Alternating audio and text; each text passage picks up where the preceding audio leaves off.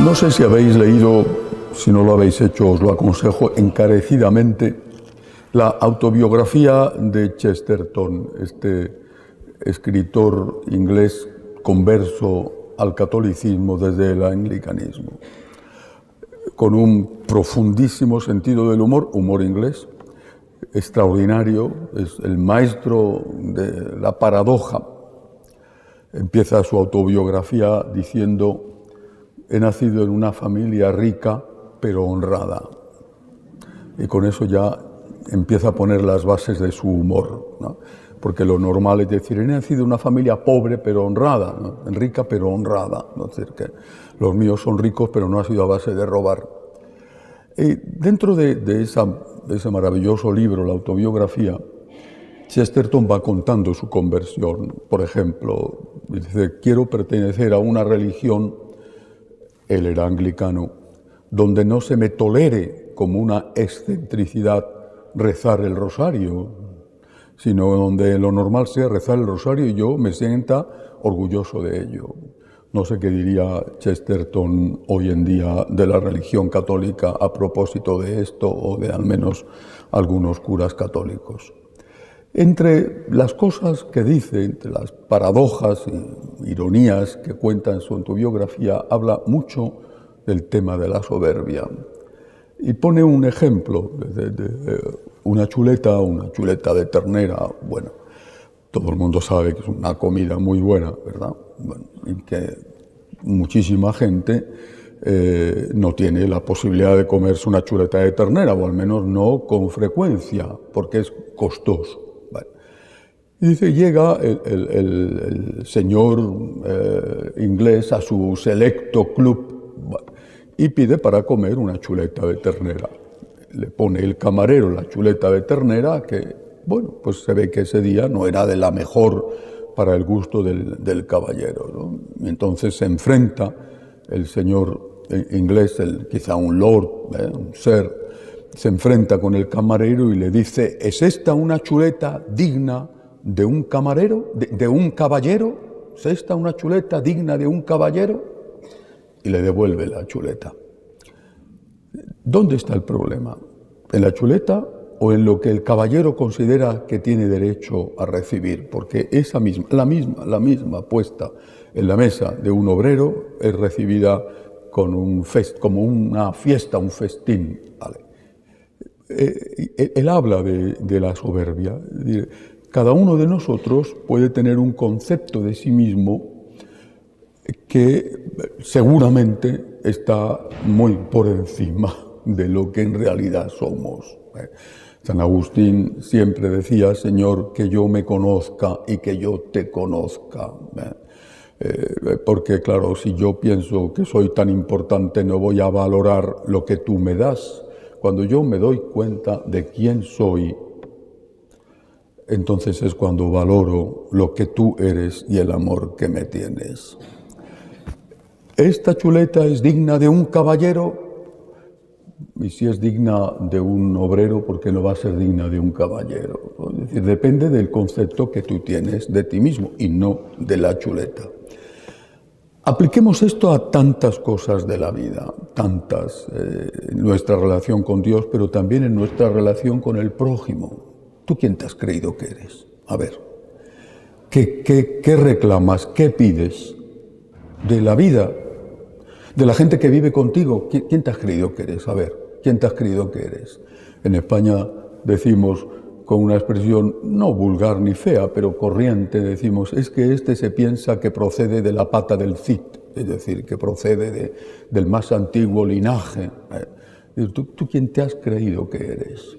La soberbia, ese creerte que eres Dios y que todo el mundo tiene que adorarte, todo el mundo tiene que girar en torno a ti y vivir para satisfacer tus más pequeños caprichos y deseos, la soberbia te impide disfrutar de la vida, porque todo te parece poco, todo te parece insuficiente. Y aunque te dieran todo y la persona que vive contigo viviera postrada como un esclavo ante ti, también eso te parecería poco y dirías: es que yo me lo merezco, yo me lo merezco y me merezco todavía más.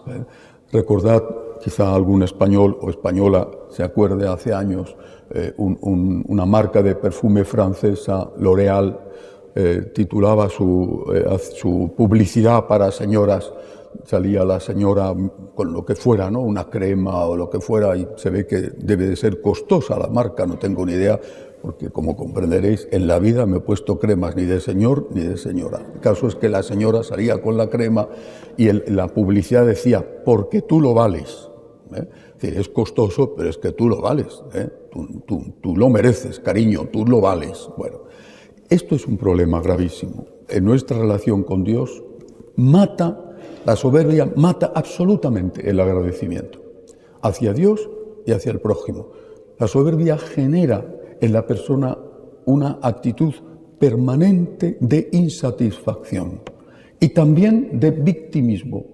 Te den lo que te den, hagan lo que hagan por ti los que viven a tu lado, tus padres, tus amigos, sea lo que sea, todo es poco. Siempre vas a estar viendo la parte negativa de las cosas y te enfadas con Dios porque no te da todo, porque Dios no se ha convertido en tu lacayo, en tu criado, en tu empleado, y te enfadas con la gente, te enfadas con tus padres, con tus amigos, con tu cónyuge. Vives en una insatisfacción permanente y quizá se te podría cantar aquel himno que cantamos el Viernes Santo: no estés eternamente enojado, perdona a tu pueblo, Señor. Bueno, no estés eternamente enojado. Pero además de provocar esto, la soberbia, provoca también otra cosa. Y lo habla Chesterton en su autobiografía. Dice, la soberbia te impide disfrutar hasta de las cosas más sencillas, no ya de la chuleta del caballero, sino él habla, por ejemplo, de una flor tan corriente, el diente de dragón, esa flor tan corriente que está en todos los campos, incluso en España, y no solamente en la húmeda Inglaterra, y que después se transforma en una inflorescencia que la soplas y salen las semillitas volando, ¿no? Te impide disfrutar porque eso es poco para ti. Incluso cuando algo logra sorprenderte, pronto se transforma en algo corriente y reclamas más sorpresas, o más placer, más novedades, reclamas más.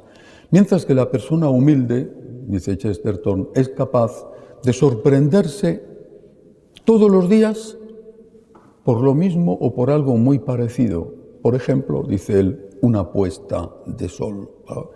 A mí me gustan las puestas de sol, vivo junto al mar Tirreno, tengo las puestas de sol, no todos los días, porque hay días que está nublado, bueno, pero las tengo con mucha frecuencia y siempre son nuevas, sorprendentes, bellísimas. Pero podría llegar a acostumbrarme a una puesta de sol tan hermosa. Podría llegar, porque el problema no está ni en la chuleta del caballero, ni en la flor del diente del dragón, ni en las puestas de sol. Está en mi incapacidad para darme cuenta de que todo es gracia y todo es don, y en mi incapacidad para ver aquello como si fuera la primera vez que lo veo.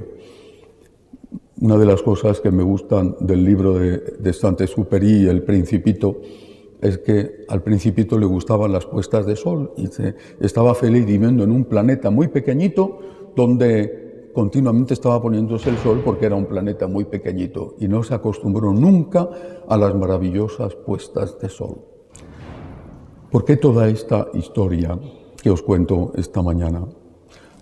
Este solamente es la introducción. ¿Por qué? Porque estamos viendo milagros eucarísticos.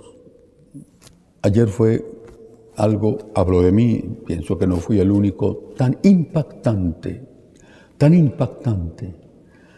A mí al menos me emocionó profundamente, me daban ganas de llorar, tan impactante aquello. El Cristo que llevaba allí, que había sido no por ultraje deliberado, era por robar la custodia, pero al fin ultrajado, pasaba cerca de nosotros y nos tocaba, y nos tocó el alma. ¿Nos podríamos llegar a acostumbrar? Esto sería la soberbia, porque hoy estamos de nuevo delante de otro milagro eucarístico. aquí, en dos momentos distintos y por dos circunstancias diferentes. Una torpeza de un sacerdote,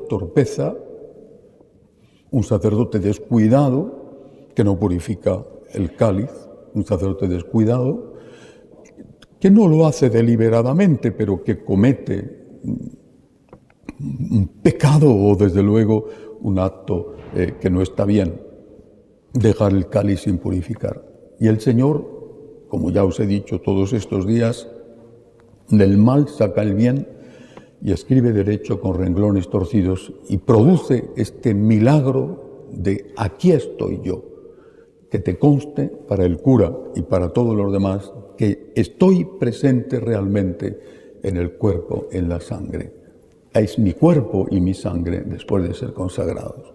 El otro milagro fortuito, el incendio, la vela que cae, que prende el mantel, que arde la iglesia y que aquella forma que estaba, el fragmento de forma cae al suelo, cae sobre la alfombra, arde el corporal, pero no se quema el pequeño fragmento que se conservan aquí. ¿Qué ocurriría si en cualquiera de vuestros países, de vuestras ciudades o de vuestros pueblos, tuvieran este relicario con estos dos milagros eucarísticos? Podríamos pensar, sería maravilloso. En mi ciudad esto no existe, mi país esto no existe. Sería maravilloso. Pienso, por ejemplo, en Ciudad de México. La multitud que va a ver la tilma de la Virgen de Guadalupe, y es un milagro, pero es un milagro, es una tilma, punto. Aquí no es algo que ocurrió, es algo que ocurre, está el Señor vivo, real, presente. Dirán, ay, pero esto, si fuera así, habríamos hecho una maravillosa catedral para protegerlo, habría peregrinaciones todos los días del año, estaríamos allí para dar gracias y estaríamos allí para pedir socorro, consuelo, auxilio. Aquí está en esta humilde iglesia y que posiblemente tenga los feligreses normales de una iglesia de barrio, en una ciudad donde hay tantas iglesias que tienen que repartirse ya a estas alturas los feligreses casi por sorteo, que hoy te toca ir a ti a esta iglesia para que no se quede vacía y mañana me toca a mí. ¿Seguro que sería así? ¿Es que los italianos han sido menos piadosos que podrían ser los mexicanos o los españoles o los colombianos? No, el problema no está en si eres italiano, colombiano, español o mexicano. El problema está en la soberbia. El problema está en que nos acostumbramos a las cosas buenas y en que incluso aquello que te sorprende y te emociona y te toca, al día siguiente te emociona un poco menos, y al otro un poco menos, y al otro un poco menos, y al otro lo ves como algo rutinario. El problema no está en la cosa en sí, sino en cómo percibo yo eso. En definitiva, volviendo a Chesterton, el problema está en mi interior, en mi soberbia. ¿Es esta una chuleta digna de un caballero? ¿Y por qué si es digna de un obrero no va a ser digna de un caballero? El problema está en ti, no en la chuleta. Estamos ante un gran milagro. En este caso, dos milagros. Y debemos mirarlos con los ojos sorprendidos y agradecidos de aquellos que dicen, Señor, yo no soy digno. Y esto es un detalle de tu amor por mí, por nosotros, para darnos cuenta, para darme cuenta de que tú realmente estás presente en cada forma que se consagra, en cada gota de vino que se transforma en tu sangre, en ti mismo, Señor. El problema no está en lo espectacular del milagro, porque en la misa no hay espectáculo. El problema está en si yo soy capaz de ver eso como un don que no merezco y por lo tanto como algo que tengo que agradecer infinitamente. Y lo mismo podemos decir del bautismo.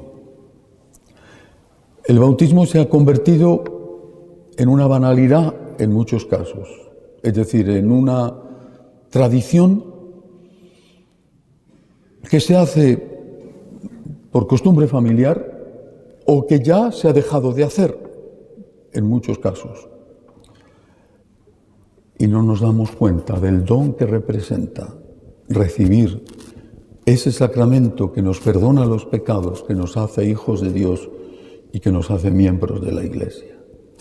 El don inmerecido que representa esto, si fuéramos capaces de verlo como lo veían los primeros cristianos y como queda escrito en San Juan, por ejemplo, en el prólogo de su Evangelio, vino a los suyos y los suyos no le recibieron, pero a quienes le recibieron les da el poder de ser hijos de Dios.